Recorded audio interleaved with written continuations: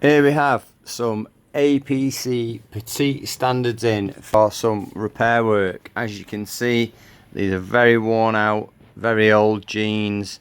The gentleman's had extensive surgery on these, shall we say, on the knees and stuff over the years. I think I did this one. I think maybe we did that one. I'm not too sure about turning them inside out. We definitely didn't do that one.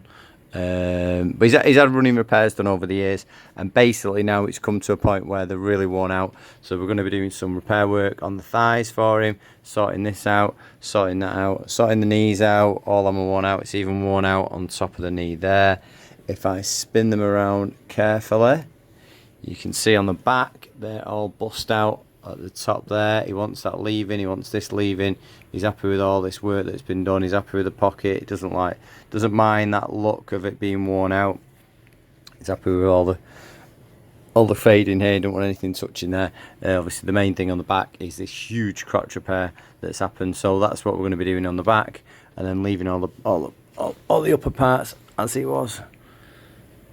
So there you have it, people. Yeah, so these are some jeans that I'm going to be working on today, and I'll post up an after video later on.